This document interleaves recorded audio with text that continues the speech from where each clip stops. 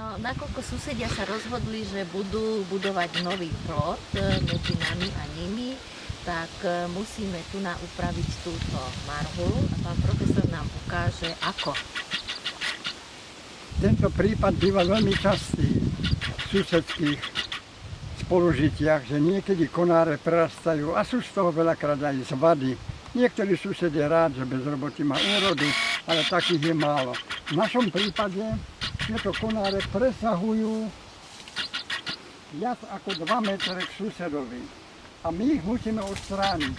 A urobíme to teraz, v mesiaci auguste, motorovou pilou. Tie rany, ktoré vzniknú, potom znova poprosím, keby sme ich pozatierali voskom. Odstránime bez akéhokoľvek myhnutia oka tento konár a z tohto prípadu ešte odstránime aj tento konár, aby to susedovi nešlo. Poprosím teraz pana inžera Kolára, kde bol tak láskavý, jak to vie spraviť. Vidíte, to nie je...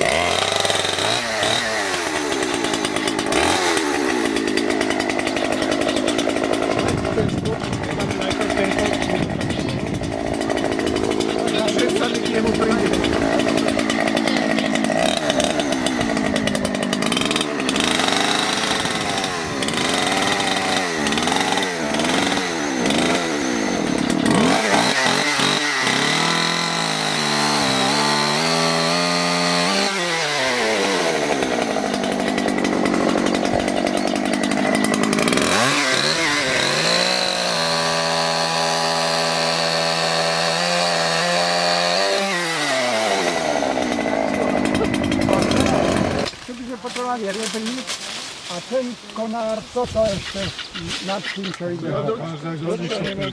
Ale to teraz nerobte. To tam nerobte.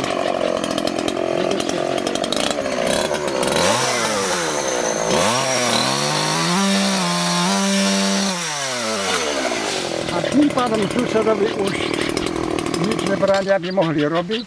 Tu ešte ostáva otázka, vážení priatelia, čo s týmto konárom. Keď ho necháme, je to atypické škaredé. My tú korunu prakticky sme vytvorili v tejto časti. To znamená, tento konár celý dáme bez milosti dole. A tým je aj tá marhula zmladená, má to význam pre ďalšie roky jej života. Nech sa páči.